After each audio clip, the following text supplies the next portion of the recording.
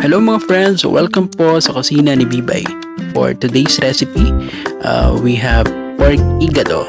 So ito po ay gawa ng mga Ilocano. And here are the following ingredients.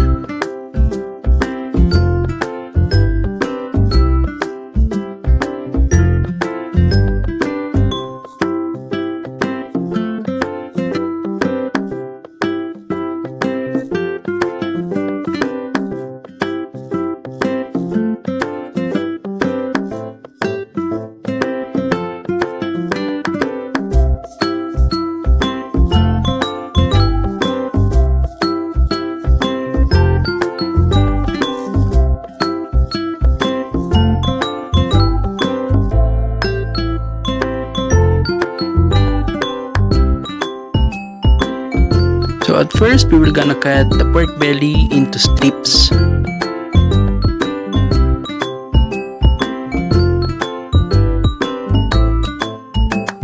And then we will gonna do the same for our liver. So pork liver po ang gamit natin.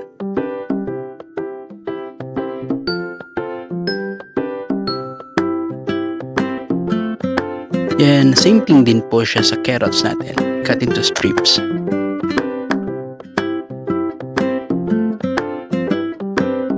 Then next is magpe-prepare na po tayo ng panggisa by adding 1 tablespoon of cooking oil. Then we will gonna add our garlic and onion.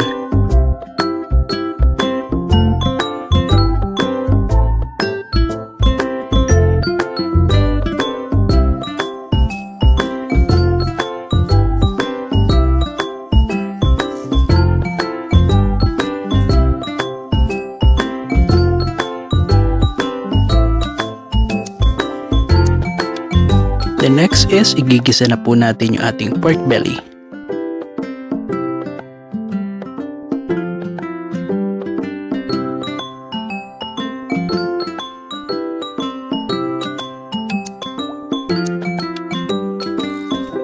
Then we will add our 6 tablespoons of soy sauce.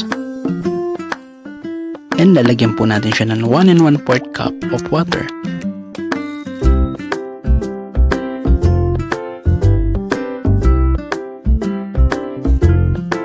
Then we will gonna simmer this hanggang lumambot or maging tender yung ating pork. Kapag po malambot na siya, pwede na nating ilagay yung ating liver.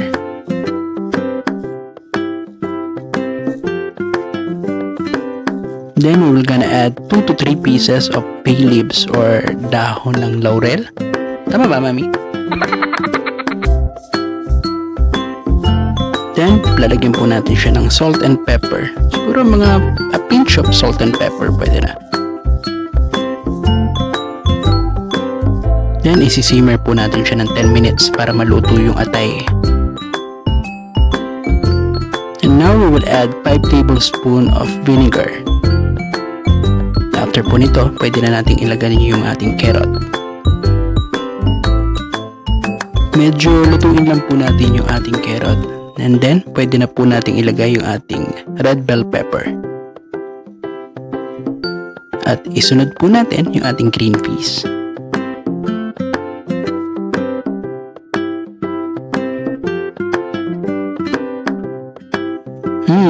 Mabango na siya. Then we're gonna simmer this for about 3 to 5 minutes. Then, it's almost done. Well, we hope that you like our recipe for today, which is an Ilocano dish called pork igado. So, masarap po siyang ulam. As usual, merienda at midnight snack. As always, enjoy cooking.